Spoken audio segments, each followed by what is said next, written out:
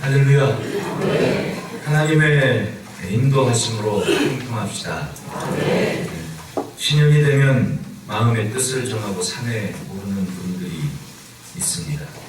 한 걸음 한 걸음 정상을 향해 오르는 것을 때로 인생에 비유하기도 합니다. 2008년 겨울에 시내산에 올랐었습니다.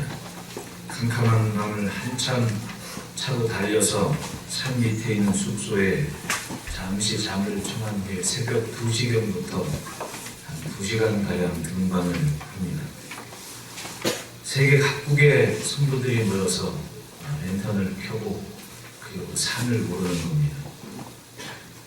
그런데 가만히 보니 시내산도 시내산이지만은 그 산 정상을 향해 올라가는 아무것도 보이지 않는데 랜턴빛만 그렇게 한 줄로 쭉 올라가는 그 모습이 더 장관이더라고요. 마치 별빛이 산 꼭대기로 같이 올라가는 것이냐, 수백 명의 무리들이 그렇게 불빛을 밝히고 산 정상을 향해 오르는 모습을 보았습니다.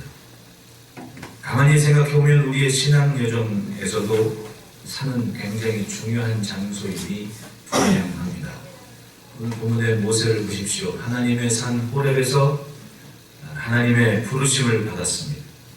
또 엘리야는 갈멜산에서 우상 숭배로 무너진 민족의 재단을 다시금 세웠습니다. 또 예수님은 변화산에서 이스라엘 민족의 역사에서 율법과 선지자의 대표인 모세와 엘리야를 만나셨습니다. 예수님의 제자 베드로와 야고보와 요한이 그 모습을 보았고, 베드로는 그 모습이 정말 영광스러워서 초막셋을 지고 거기서 살고 싶다고 예수님께 말할 정도였습니다. 그리고 예수님은 감람산에서 기도하시며 하나님의 뜻을 붙잡았습니다. 그리고 십자가에서 죽으시고 부활하신 예수님께서 다시금 그 감람산에서 하늘로 올라가셨습니다. 우리도 그렇지 않습니까? 어릴 적에 산에 기도하러 종종 다녔습니다. 삼각산에도 가고 항월산에도 가고, 그래서 그런지 기도원 이름도 산 이름이, 성경에 나오는 산 이름이 많습니다.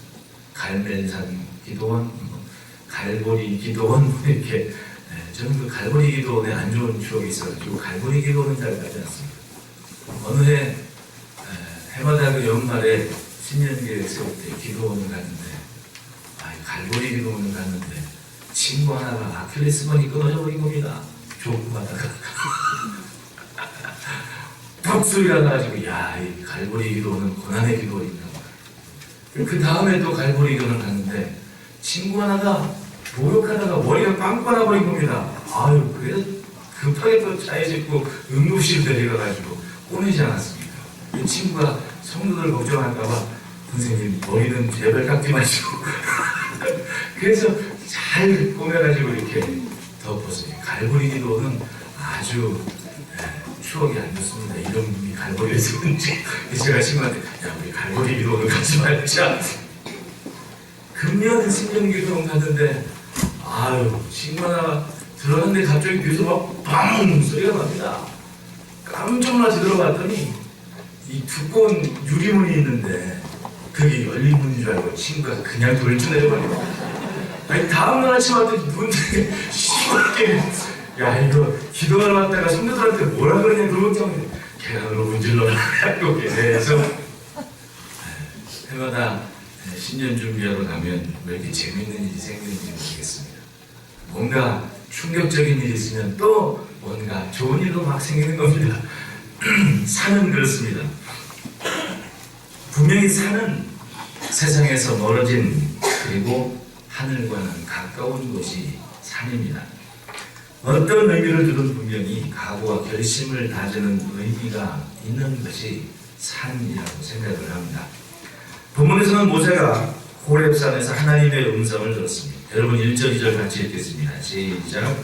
모세가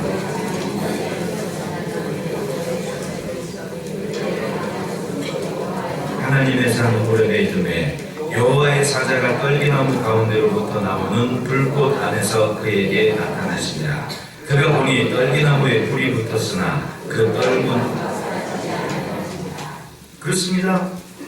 모세가 광야 서쪽으로 양떼를 인도하여 하나님의 산 호렙에 이르렀다. 호렙산까지 간 겁니다. 그런데 타사 없어지지 않은 떨기나무 불꽃 안에서 음성이 들립니다. 모세야, 모세야. 모세는 내가 여기 있나이다 라고 대답을 했습니다. 하나님께서 모세를 부르시는 순간이었습니다. 여러분, 모세는 왜 호렙산에 올랐습니까? 그가 목적을 갖고 하나님을 찾은 것도 아니었습니다. 그가 무슨 특별한 경건의 훈련을 하기 위해서 하나님의 산 호렙에 오른 것도 아니었습니다. 모세는 그저 양떼를 먹이기 위해서, 양을 치기 위해서 양이 먹을 풀을 찾아서 광야 서쪽으로 이동을 했고, 광야 서쪽 즈음에 그래도 산자락이 있고 풀이 있어 보이는 그 산을 양떼와 함께 오른 겁니다. 다시 말하면 벌판에 먹을 것이 없어 산등성이로 양떼를 이끌고 들어갔던 겁니다. 자신의 일과였고 일상의 할 일이었고 사명이었습니다. 장인어른이 맡긴 양떼를 잘 먹이는 것이 자기의 매일의 일과였던 겁니다. 사막처럼 마른 땅에 무슨 풀이 있겠습니까? 조금씩 그늘이 있고 물이 있을 만한 골짜기를 찾아 들어가다 보니 하나님의 산 호렙에 들어가게 됐던 겁니다. 그리고 호렙산 자락에 이르게 된 그가 풀을 찾아 움직이다 보니 점점 정상을 향해 갔을 것이고, 거기서 불붙은 떨기나무를 보았던 겁니다. 실제로 시내산 밑에는, 그러니까 호렙산, 시내산, 네가 가만히 보면 이 도동산 자락에 북한산, 인수봉, 백운이 이렇게 있는 것처럼 산 줄기의 특정한 부분이 호렙산이고, 그리고 시내산 자락이 되는 겁니다. 산자락 밑에 캐서린 수도원이라고 오래전 생긴 수도원인데, 그 안에는 모세의 떨기나무라는 그 떨기나무가 정말 있습니다. 우리로 꼭 비교하자면 쌀이나무 같은 나무가 늘어져 있는 곳의 중심에서 수도원이 조성이 됐고, 무슬림들의 그 아주 긴박한 공격에서도 건재했던 만큼 아주 튼튼한 그런 수도원이 자리하고 있습니다. 어쨌든 그 산자락으로 모세는 양떼를 먹이기 위해 풀을 찾아 들어왔던 겁니다. 가만히 시내산 꼭대기에서 이 주변을 돌아보면 오를만도 합니다. 왜냐하면 사방으로 사막뿐이 없는데 어디로 가겠습니까? 풀을 찾아온 오를만한 곳이 바로 시내산이고 호렙산 자락인 겁니다. 보십시오. 나는 열심히 내가 맡은 일을 하고 하나님은 그런 나를 지켜보시는 겁니다. 여러분, 그것을 믿으십니까? 모세는 열심히 자신에게 맡겨진 일을 했고, 그 어감의 어느 순간 그 산자락에서 하나님은 모세를 찾아왔던 겁니다. 열심히 양을 치던 그 어느 날에 하나님께서 모세를 부르시고 그리고 사명을 주시는 겁니다. 7절부터 10절까지의 말씀 보십시오. 하나님은 모세에게 말씀하셔서 이렇게 얘기합니다. 내가 애굽에 있는 내 백성의 고통을 분명히 보고 그들의 감독자로 말미암아 부르짖음을 듣고 그 근심을 알고 내가 내려가서 그들을 애굽인의 손에서 건져내고 그들을 그 땅에서 인도하여 아름답고 광대한 땅, 젖과 꿀이 흐르는 땅, 곧 가나안 족속, 헷 족속, 아모리 족속, 브리스 족속, 히위 족속, 여부스 족속의 지방에 데려가러 하노라. 이제 가라. 이스라엘 집에 부르짖음이 내게 달하고 애굽 사람이 그들을 괴롭히는 학대도 내가 보았으니 이제 내가 너를 바로에게 보내어 너에게 내 백성 이스라엘 애굽에서 인도하여 내게 하리라 라고 하나님께서 장차 하실 일을 모세에게 말씀하신 겁니다. 그 시간에 하나님께서 하시고 싶은 일은 뭐였습니까?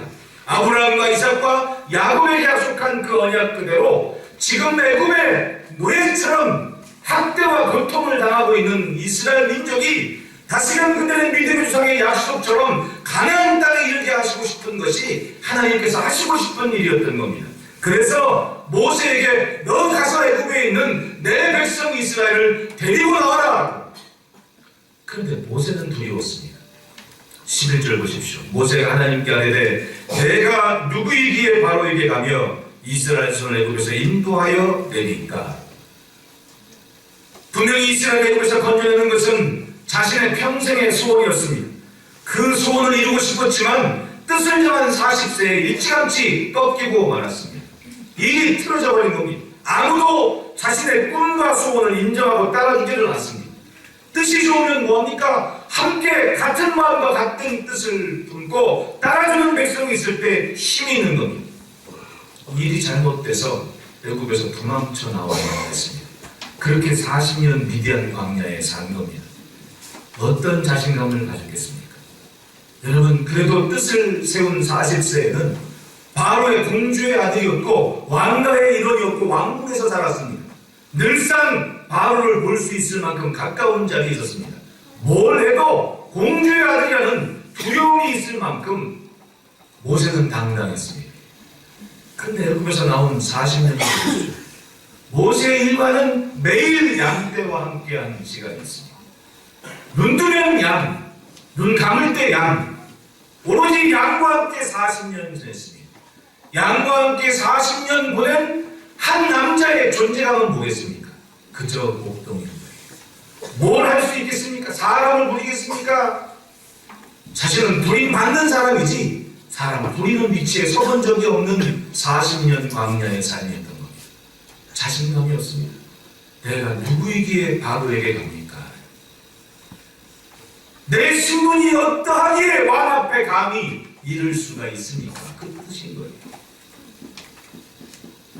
자신의 현실이 하나님께서 말씀하신 것처럼 대단한 일을 이룰 수 있을 만한 형편이 아니었던 겁니다. 그러나 따라합시다. 하시려는 일이 비전이다. 온전한 비전은 내가 하고 싶은 일이 아니라 하나님께서 하시는 일이 비전입니다. 우리는 그것을 믿고 기대해야만 됩니다. 모세를 보십시오. 내가 하고 싶은 시간 하려는 방법이 아니라 아무런 생각도 할 수 없는 시간이 되었을 때 그 순간에 하나님의 비전을 보았습니다. 자신 없고 무력하고 스스로 보잘것이 없다고 생각되는 그 순간에 하나님은 모세에게 증거를 세우셨습니다. 그것이 바로 12절의 말씀입니다. 같이 있습니다. 시작. 하나님이 이르시되 내가 반드시 너와 함께 있으리라. 내가 그 백성을 애굽에서 인도하여 낸 후에 너희가 이 산에서 하나님을 섬기리니 이것이 내가 너를 보낸 증거니라. 하나님이 증거를 세우시는 그 증거가 뭡니까? 하나님께서 모세를 부르신 그 산 앞에서 애굽에서 나온 이스라엘 백성들이 하나님을 섬기며 예배하는 그 모습이면 이스라엘 백성을 당당하게 가나안 땅으로 인도하고 하나님께서 이스라엘 백성을 반드시 가나안 땅에 세우실 것을 확실한 증거가 되게 할 것이라고 예배하는 그 모습이 바로 증거가 될 거라고 모세에게 말씀을 하신 겁니다. 아브라함과 이삭과 야곱의 하나님께서 그들이 믿은 믿음대로 그 후손들이 가나안에 이끄시는 그 증거가 아무리 400년 애굽에서 살았어도 반드시 가나안에 있게 하실, 가나안을 차지하게 하실 증거는 바로 시내산 호렙산 앞에서 하나님을 예배하는 것이 증거가 될 것이라고 말씀하신 거예요. 그것은 이스라엘 민족이 바로 예배자인 것을 말씀한 것이고, 예배하는 그 삶이 곧 장차 약속하신 하나님의 비전, 하나님의 뜻이 이루어지는 확실한 증거임을 하나님께서 선언하신 순간이었던 겁니다. 그렇습니다. 하나님의 산 호렙은 하나님께서 장차 하실 일에 대한 증거가 있는 산이었습니다. 모세와 이스라엘에게 이 산은 자신들의 주장들처럼 하나님을 예배하며 하나님 앞에 서게 될, 당당히 서게 될 축복의 산이었던 겁니다. 여러분, 신년 축복 성회를 지나며 마음으로 믿은 하나님의 복을 바로 이 성전에서 예배하는 모습으로 증거를 삼으시기를 축복합니다. 예배 잘 드리는 것을 마음으로 믿은 하나님의 복이 현실의 열매로 나타나는 증거의 전으로 삼으시기를 축복합니다. 그것을 위해서 첫째, 따라합시다. 애굽을 거절하자. 애굽을 거절해야만 됩니다. 세상에 속한 모든 것을 안녕해야 됩니다. 7절, 8절 말씀에 여호와께서 이르시되 내가 애굽에 있는 내 백성의 고통을 분명히 보고 그들의 감독자로 말미암아 부르짖음을 듣고 그 근심을 알고 내가 내려가서 그들을 애굽의 손에서 건져내고 그들을 그 땅에서 인도하여 아름답고 광대한 땅, 젖과 꿀이 흐르는 땅 그리로 데려가려 하노라. 모세가 호렙에 서기 40년 전에 애굽에서 도망쳐 나왔습니다. 그때까지는 그래도 공주의 아들이었습니다. 왕가의 가족이었던 겁니다. 사도행전 7장 22절에 모세가 애굽 사람의 모든 지혜를 배워 그의 말과 하는 일이 능하더라. 모세는 당당하게 애굽의 모든 학문과 지식과 그 모든 문명을 경험하고 습득한 인물이었습니다. 애굽의 실력자로 자랐습니다. 세상 부러울 것이 없는 권세가 모세에게는 있었습니다. 어릴 적에 영화 10개를 본 기억이 지금도 납니다. 그때 주인공이 찰턴 헤스턴하고 율브리너였습니다.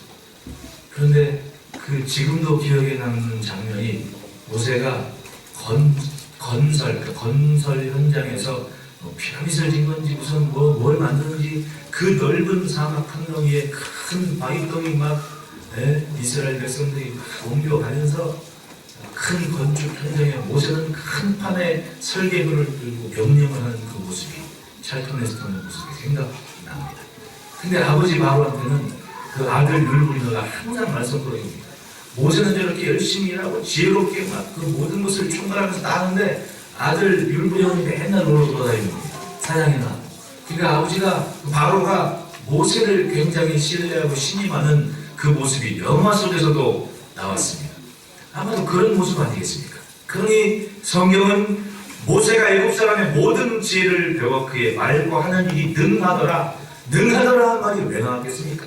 뭘 맡겨든 무슨 일을 하든 모세는 규모 있게 모든 일을 다 완수했던 겁니다. 하지만 모세는 자신이 뜻이 세워졌을 때, 하나님을 향한 뜻을 섰을 때 과감하게 그 모든 것을 거절한 겁니다. 히브리서 11장 24절 말씀 보십시오. 믿음으로 모세는 장성하여 바로의 공주의 아들이라 칭함받기를 거절하고 라고 얘기합니다. 모세는 애굽의 모든 것을 거절했습니다. 명성과 명예와 재물과 보화도 다 거절을 했습니다. 사도행전 7장 23절에 나이가 40이 되매 그 형제 이스라엘은 돌볼 생각이 나더니 40세가 됐을 때 애굽의 모든 것을 거절하고 자기 민족 이스라엘을 돌볼 마음을 품고 그렇게 행동을 했습니다. 사도행전 7장 24절 한 사람이 원통한 일당을 보고 보호하여 압제받은 자를 위하여 원수를 갚아 애굽 사람을 쳐 죽이니라. 당당한 공주의 아들 모세, 자기의 민족을 돌볼 생각이 났을 때 억울한 일 당하고 즉 원수 같은 관계 된 겁니다. 누군가가 그 사람을 위해서 애굽 사람을 쳐서 죽였다. 자기 민족의 애와 마음이 움직인 겁니다. 압제받고 원통한 이스라엘을 보호하고 싶었고 보호해야만 됐습니다. 자기의 위치상 그것은 가능했던 겁니다. 자기의 힘으로 충분히 뭔가 일이 있을 만한 권세도 있다고 생각을 했습니다. 힘이 있기에 대신 원수를 갚아줬습니다. 그것이 살인이 되어버려요. 그리고 생각을 했습니다. 사도행전 7장 25절 말씀에 있는 그는 그의 형제들이 하나님께서 자기의 손을 통하여 구원해 주시는 것을 깨달으리라고 생각하였으나 그들이 깨닫지 못하였더라. 일종의 신호였습니다. 내가 이렇게 너희를 위해 너희를 보호하고 구원할 수 있는 권세가 있는 모세다라고 그 모습 보고 백성들이 이스라엘 백성들이 따라주고 호응하고 같은 마음 같은 뜻을 품으면 좋겠는데 무슨 일이 있었습니까? 그렇게 의기양양 이 정도만 뭔가 보여줘도 이스라엘이 장정난 육신인데 뭘 못하겠냐 육신만 가지고 그렇게 자기 생각을 가졌던 것. 그래 다음날 이렇게 나갔는데 그래도 자기들을 위해 대신 원수 갚아준 사람 나왔으면 환영도 하고 칭찬도 하고 좋아할 만도 한데 지들끼리 싸우고 있는 겁니다. 그러지 말라고 한마디 하니까 그 중에 어떤 사람이 그렇게 얘기합니다. 네가 애굽 사람 죽였듯이 네가 우리도 죽일 거냐? 한마디 한 순간 모세가 충격을 받은 겁니다. 내 존재감이 이들에게 이 정도밖에 되지 않았나. 정신 차리고 보니 바로 왕한테 두려운 마음이 생겼고 여기 있으면 뭐하겠나. 그리고 미디안 광야로 도망갈 수밖에 없었던 겁니다. 충분히 좋은 생각을 갖고 시작했고 잘 될 수 있으리라 생각을 할 만했습니다. 왜? 이스라엘이 뜻만 품으면 장정 60만이면 엄청 굉장한 군대 아닙니까? 그런데 형제 이스라엘이 그걸 깨닫지 못한 거예요. 어쩌겠습니까? 모세는 도망가야 했습니다. 그리고 40년을 양을 치며 살았습니다. 한 사람 모세의 일생일. 하지만 분명히 성경은 이것이 모세의 믿음에 의한 결정이었고 삶이었음을 증언하고 있습니다. 공주의 아들이라 칭함받기를 거절하고 모세는 미디안 광야로 갔던 겁니다. 형제들아, 돌이켜보면 왕족이 그 당시에 고대 사회의 법을 따지고라도 왕족이 애굽 사람 어떤 관계에서는 처벌을 했다 해서 그것이 무슨 허물이 되겠습니까? 그래도 공주의 아들인데. 그러나 모세는 공주의 아들이라 칭함받기를 거절했다. 그리고 미디안으로 간 겁니다. 그것은 도망했다기보다 성경의 표현으로 거절한 겁니다. 스스로 거절한 겁니다. 히브리서 11장 25절 말씀에 도리어 하나님의 백성과 함께 고난받기를 잠시 죄악의 낙을 누리는 것보다 더 좋아하고 고난을 자처하고 택한 미디안의 생활은 하나님께서 모세를 사용하시기 위한 훈련 기간이었던 겁니다. 부와 명예와 재물과 보화를 다 거절하고 택한 고난의 길이었습니다. 그랬더니 하나님은 주의 말씀으로 새롭게 세우실 시간을 준비하고 계셨습니다. 그렇게 40여 년 세월 지난 후에 하나님의 산 호렙에서 하나님께서 모세를 부르신 겁니다. 세월은 지났어도 하고 싶은 그것, 또 이루고 싶은 그 일을 기어이 이루게 하시는 하나님을 만났습니다. 자신의 조상 아브라함과 이삭과 야곱의 하나님께서 약속하신 그 땅에 있어야 할 이스라엘을 그 땅으로 인도하게 하실 놀라운 일을 하나님께서 자신에게 말씀하신 겁니다. 언제? 애굽을 거절했더니. 이스라엘 백성들이 바로 모세를 부르신 그 산 앞에서 하나님을 예배하면 이스라엘을 반드시 가나안 땅에 이르게 하시라는 그 약속을 하나님께서 이루신다는 증거 삼겠노라고 말씀하신 거예요. 그러니 하나님께서 말씀으로 다스려서 모세를 애굽 땅으로 보낸 다음 바로와 이렇게 저렇게 10가지 재앙 퍼부으시고 다시금 그 호렙산 앞으로 오기까지 3개월 행진해 온 겁니다. 3개월을 열심히 훈련해 와서 거기서 주의 말씀과 예배하는 모습을 자신의 눈으로 바라본 후에 그것을 증거 삼아 모세는 광야를 행진해서 가나안 땅까지 이스라엘 백성들을 인도할 수 있었던 겁니다. 그러니 우여곡절 겪어서 40년 광야 생활 이스라엘 백성들이 광야를 헤매었다 하더라도 호렙산 앞에서 말씀받은 그 증거는 그 40년 세월 충분히 이스라엘이 가나안 땅에 이를 수 있을 만한 확신을 가진 증거가 됐던 겁니다. 할렐루야. 따라합시다. 예배하는 내 모습이 축복의 증거다. 그렇습니다. 하나님을 섬기는 그것이 예배하는 내 모습이 바로 축복의 증거인 겁니다. 여러분, 성회를 마치고 마음으로 믿은 그 복이 오늘 예배하는 여러분들의 삶이 반드시 그 복이 이루어지는 증거가 됨을 믿으시기를 축복합니다. 둘째로 따라합시다. 신발을 벗자. 5절 말씀에 이르면 하나님께서 말씀하십니다. 내가 선 곳은 거룩한 땅이니 내 발에서 신을 벗어라. 떨기나무에서 소리가 들렸습니다. 불붙은 떨기나무가 타버리지 않고 오히려 그 속에서 소리가 들립니다. 신기한 일이었습니다. 그냥 다 타서 사라져야 정상인데 여러분, 살다 보면 정상이 아닌 일이 분명히 있을 수 있습니다. 정상이 아닌 일이 있을 때 더 겸손히 하나님을 붙잡으시기를 축복합니다. 떨기나무 보십시오. 보기에도 여러분, 그 마른 땅, 그 건건한 땅은 성냥개비 하나를 거도 나무를 태울 수 있을 만한 그런 땅인 거예요. 제가 그 TV에서 막 서구영화 보면 막 이런 거는 성냥불이나 툭 던지면 툭 하고 불이 붙잖아요. 난 그게 거짓말인 줄 알았다니까요. 왜냐면 수련회 가서 평파회하고 뭐 할 때 아무리 불을 켜도 불이 그렇게 붙습니까? 네? 석유 뭐야 불이 붙는데 그 영화는 말짱 거짓말이다. 그거 성냥개비 하나 어떻게 불이 붙냐?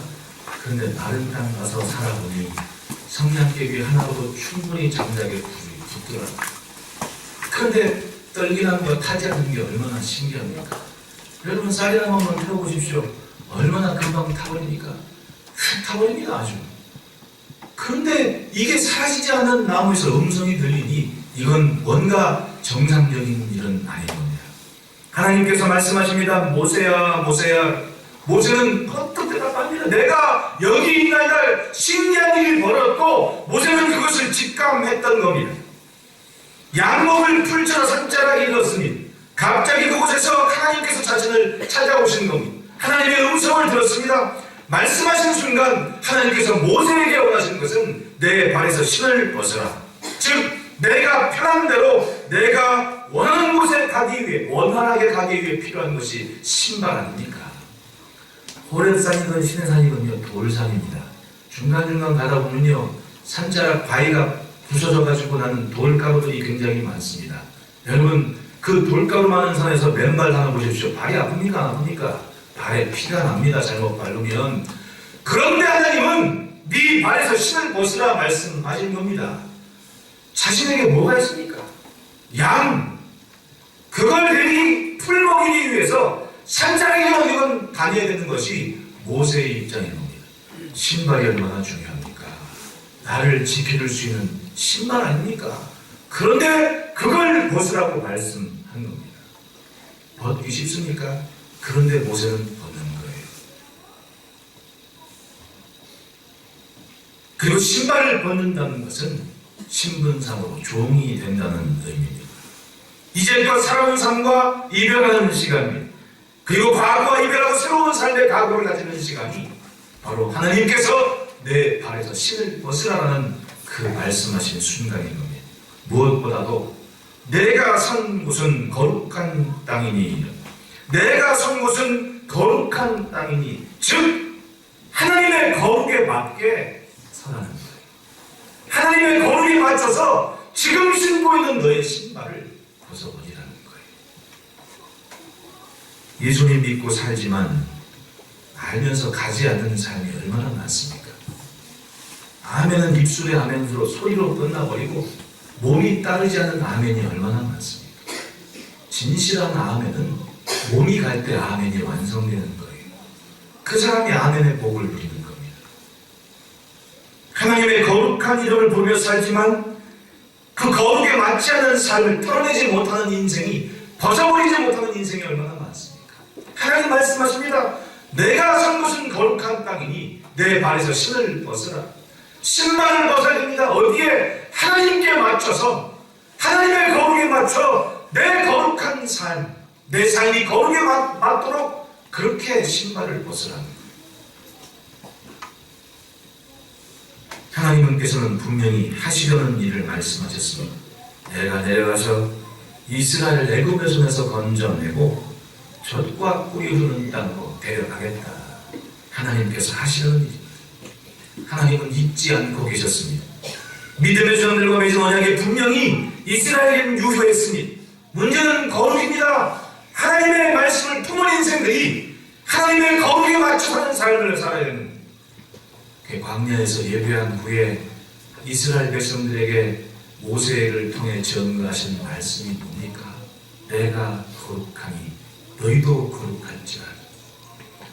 하나님께 맞춰 사는 삶이 가나안에 이르는 삶이고 축복의 완성의 삶이라는 거예요. 믿으십니까? 믿은 것을 따라가고 믿은 대로 살아야 됩니다. 하나님의 말씀에 맞춰야 됩니다. 그것이 주의 복이 담길 만한 그릇입니다.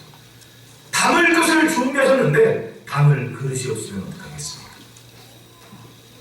하나님은 이 산에서 이스라엘의 예배를 받으실 것입니다. 그리고 하나님 말씀 율법을 주실 것입니다. 그것이 가나안에 들어갈 삶의 그릇이 될 겁니다. 하나님의 말씀인 율법 10계명을 거기서 받았습니다. 그리고 그것을 증거 삼아서 그들은 조금씩 가나안을 향해 간 겁니다. 하나님의 거룩에 맞춰 살지 않은 불평과 불만이 있던 시민들은 아쉽게도 믿음으로 나섰지만 광야에서 다 장례식 치렀습니다. 그 60만, 여호수아와 갈렙을 제외한 60만을 장례식 치르는 걸 한번 생각해 보십시오. 하루인들 장례식 없는 날이 있었겠습니까?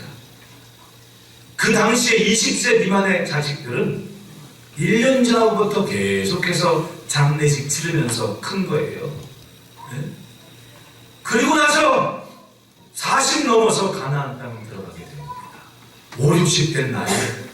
그러니까 만약에 이스라엘 백성들이 신사 앞에 나왔을 시점에 19살 된 청년이었다면 40, 즉 69세 됐을 때 가나안 땅 들어가게 된 거 아니겠습니까? 그런 69세대 동안 뭐 한 겁니까? 광야 40년 헤매면서 애굽 땅에서 나왔을 때 장정 60만이었던 자기 아버지들, 할아버지들을 매일매일 장례식 치르면서 그 광야를 다녔다고 하는 걸 생각을 해보십시오. 하지만 그 시간은 분명 그 산 앞에서 예배한 것을 증거 삼아 우리가 그 예배한 순간 모세와 약속한 그 말씀 그대로 우리를 가나안 땅에 인도할 것을 약속하신 증거가 바로 그 예배 시간이었다. 그거 기억하며 광야를 흥행했을 거 아닙니까? 그러니까 발에서 신을 벗는 것은 하나님의 말씀 앞에 절대적으로 따르겠다는 믿음의 다짐이고 하나님의 거룩에 맞춰가는 삶의 고백인 거예요. 그 복이 바로 축복을 확실케 하는 축복의 완성이 되는 겁니다. 분명히 증거가 있고 그 증거를 통해 이루실 일이 있습니다. 우리는 하나님의 말씀을 통해 분명히 마음으로 믿은 확신이 있습니다. 살아온 대로 살지 말고 살게 하시는 대로 사는 그 삶은 하나님의 손길을 담는 축복의 그릇이 될 줄로 믿으시다.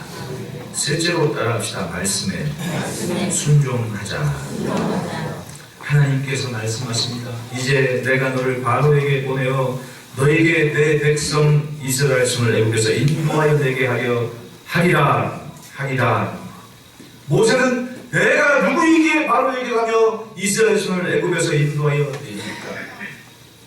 여러분 광야에 있는 목동들 보신 분들도 계시겠지만 정말 그 영화에서처럼 그렇게 말끔한 사람들이 아니더라고요. 지금 봐도 아무리 뭐 요즘 나오는 옷 입고 나이키 신발 신고 있어도 목동은 목동이더라고. 어떤 때는 무서워요. 여러 사람들하고 같이 가서 보면 괜찮은데 어떤 때는 무서워요. 그분들이 장막에 들어오라고 해도 무서워요. 왜냐하면 시커멓고 털이 이렇게 나고. 그런데 모세가 그 속에서 40년을 그 양떼와 함께 살았다고 한번 생각해 보십시오. 행색이 그 영화에서 그 찰톤 헤스턴 같은 멋있는 사람이 나와서 모세 역할에서 그렇지 그건 영화고 정말 40년 광야에서 양친 목동을 한번 생각해 보시라. 얼굴은 시커멓고 물도 없어갖고 눈곱은 다 껴있을 것이고 발은 아주 새까맣고 그 당시에 이렇게 뒤집어 쓰고 질질 끄고 다니는 상황이 행색이 오죽했겠냐고요. 그런 내가 애굽의 왕인 바로를 만나라고 하시는 거예요. 만나줍니까? 왕궁 코앞에도 못 갑니다. 그런데 하나님은 모세에게 바로를 만나라고 하시는 거예요. 어떻게 그 말씀을 따릅니까? 그러니까 한 살고 나는 못하는 거라고 거절하는 것이 당연한 모세의 위치였던 거예요. 그런데 하나님은 가라고 하셨습니다. 그리고 말씀하십니다. 내가 반드시 너와 함께 있으리라. 모세는 그 하나님의 말씀을 증거 삼아 그 말씀을 믿는 믿음을 품고 기어이 애굽으로 가서 오래전 자신이 품었던 그 뜻을 이루기 위해 이제는 나만의 뜻은 내 뜻이 아니라 하나님의 뜻인 그것을 이루기 위해 자기의 삶을 주의 말씀에 순종했던 겁니다. 여러분 미디안에서의 40년, 모세는 40년 전에 품었던 꿈과 소망에서 이미 멀어진 삶이었습니다. 사실 그랬습니다. 그래서 엄두가 나지 않았습니다. 40년 무엇을 이루고 또 무엇을 가지고 있습니까? 가진 게 아무것도 없는 거예요. 결혼해서 아들을 낳았습니다. 첫째 아이의 이름을 게르손이라고 불렀습니다. 출애굽기 2장 22절 말씀 보십시오. 그가 아들을 낳음에 모세가 그의 이름을 게르손이라 하여 이르되 내가 타국에서 나그네가 되었음이라 하였더라. 자 보십시오. 미디안에서의 삶을 대변이라도 하듯 그 삶이 시작됐을 때 모세는 아들을 낳았는데 아들 이름을 내가 타국에서 나그네가 되었습니다. 충분히 자기중심적인 생각을 하고 있는 거예요. 내가 이제 타국에서 이방 땅에서 나그네로 산다. 그것이 미디안에 온 모세의 모습이었습니다. 민족을 구원해서 애굽에서 한번 한번 나가보겠다는 푸른 꿈을 꾸었던 그때의 모세가 아닙니다. 미디안에 도망쳐 왔더니 이제 내 신세가 나그네로구나, 그거예요. 그 의미였습니다. 꿈도 소망도 멀어졌습니다. 애굽의 번세와 명예, 세상에서 그럴듯하게 보이는 모든 곳에서 멀어진 삶이었습니다. 스스로 거절했습니다. 그리고 지금 그저 목동입니다. 내가 타국에서 객이 되었다, 나그네가 됐다. 아들이 태어났는데 그 아들에게, 그리고 자신이 무엇인가 이룰 만한 꿈과 소원에서 멀어진 상태였습니다. 그래서 아들 이름을 게르솜이라고 지은 겁니다. 내가 너에게 뭘 해줄 수 있겠냐? 나는 타국에서 나그네가 됐다. 우리로 얘기하면 자식 이름을 막 지은 거예요. 아들 이름을 지을 때 아무리 절박해도 장차 하나님께서 하나님이 심판자가 되어주실 거다, 다니엘, 이렇게 미래에 대한 소망을 품고 지은 거 아닙니까? 이름을. 옛날 우리 어른들도 이름 막 지을 때 있지 않습니까? 딸만 나오면 순서대로 막내는 항상 말짱 거예요. 제가 언젠가 좀 제가 아는 저희 어머니하고 이렇게 형님 동생 하면서는 이모 한 분 계셨는데, 그 이모가 매일 제가 시장에 찾아가면은 인삼 장사를 하셨습니다. 그러면 꿀 넣고 인삼 한 뿌리 넣고 우유로 막 갈아가지고 한 뿌리 줍니다. 근데 이모 이름은 절대로 안 가르쳐줍니다. 나중에 그 이모 이름을 알았습니다. 이름이 죽자예요. 성은 조가고 이름이 죽자인 거예요. 그러니까 이름이 그래서 혼자 그걸 거 얼마나 밤새도록 내가 잠을 못 잔다, 웃겨가지고. 그러면 엄마가 맨날 엄마 아빠가 그 이모 불러서 죽자야, 죽자, 그랬을 거 아니냐고요. 이름 막진 거네, 막진 거. 그러니까 내가 가만히 보면 게르솜이라고 지은 것도 모세가 자기 신세 타령하면서 막진 거예요. 게르솜, 내가 타국에서 자기 인생하고 그 아들하고 뭔 상관이 있다고 그걸 그렇게 지었냐고. 그만큼 모세는 미디안에서의 삶이 꿈과 소망에서 멀어진 삶이었고, 내일에 대한 소망을 꿈꾸기에는 현실이 암담한 시간이었음을 의미하는 겁니다. 하지만 모세가 그렇게 스스로 실망한 채로 자기 아들 이름 게르솜이라고 지을 그때 하나님은 뭐하고 계셨습니까? 출애굽기 2장 23절부터 25절까지 한번 천천히 읽어보겠습니다. 모세가 아들 낳아서 그 이름 게르솜이라고 지은 다음 그 부분에 하나님은 뭘 하고 계셨는지 시작. 여러 해 후에 애굽 왕은 죽었고 그 고된 노동으로 말미암아 부르짖는 소리가 하나님께 상달된지라. 하나님이 그들의 고통을 들으시고 하나님이 아브라함과 이삭과 야곱에게 세운 그의 언약을 기억하사 하나님이 이스라엘 손을 돌보셨고, 그때 하나님은 여전히 아브라함과 이삭과 야곱의 하나님이셨고 그 언약을 기억하셨고, 그래서 애굽에서 고생하고 있지만 이스라엘 백성을 돌보셨고 그들을 기억하고 계셨습니다. 모세가 실망하고 있어요. 그 시간에 하나님은 여전히 하나님이신 겁니다. 모세는 떨기나무 앞에서 하나님 말씀에 순종하는 종이 된 겁니다. 가만히 살펴보면 모세가 성공적으로 애굽에서 나온 후에 장인들에게 찾아가서 신나게 보고할 때 그 장인 어른이 모세의 아내와 두 아들을 데리고 나왔다고 얘기합니다. 그 둘째 아들 이름이 뭡니까? 성경은 엘리에셀이라고 얘기해요. 그러니까 언제 그 아들을 낳는지는 몰라요. 하지만 둘째 아들을 낳았을 때와 첫째 아들을 낳았을 때 모세의 생각과 시선은 확실히 바뀌어졌습니다. 왜냐? 첫째 아들 게르솜을 낳았을 때는 내가 타국에서 나그네가 됐다라고 절망스러운 심정을 그 아들 이름에 넣었는데, 둘째 아들 낳았을 때는 이름을 엘리에셀이라고 한 겁니다. 그건 뭡니까? 하나님이 나의 도우심이시다 라고 그 말씀을 지으면서 출애굽기 18장 4절 말씀 읽습니다. 시작. 하나의 이름은 엘리에셀이라. 이는 내 아버지의 하나님이 나를 도우사 바로의 칼에서.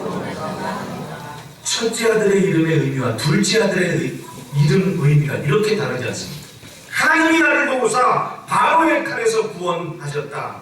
어느 시기인지 정확히는 모르지만 둘째 낳을 때 모세는 그만큼 믿음의 시선이 바뀌었고 성장을 했습니다. 과거를 돌아보니 하나님께서 도우셨고, 미래를 생각하니 하나님께서 구원하실 것을 믿는 믿음을 갖고 둘째 아들 이름을 엘리에셀이라고 부른 거예요. 참 의미 있는 모습 아닙니까? 하나님은 그런 모세의 순종을 원하시는 겁니다. 이제 가라. 이스라엘 백성들을 건져내라. 그리고 너희가 이 산 앞에서 예배하는 것을 증거 삼아 가나안 땅, 아브라함과 이삭과 야곱에게 약속한 그 땅을 너희에게 반드시 너희가 차지하게 할 것이다. 할렐루야. 내 힘만으로 나를 앞세우던 모세가 아니라 하나님의 말씀에 순종하며 하나님께서 하실 일을 기대하는 종으로서의 모세로 거듭나는 겁니다. 여러분, 하나님 앞에 예배하는 모습을 증거 삼아 아브라함과 이삭과 야곱에게 약속한 땅 가나안에 이스라엘이 서게 될 것을 선포하신 하나님이십니다. 마찬가지입니다. 따라합시다. 금년에도 예배 잘 드립시다. 예배가 먼저입니다. 예배하는 삶이 하나님께서 나를 위해 이루신 약속을 향한 증거가 될 줄로 믿습니다. 그렇게 주님 앞에 살고 주의 말씀대로 세워지고 하나님의 복을 누려가는 복된 걸음 되시기를 축복합니다. 기도하겠습니다.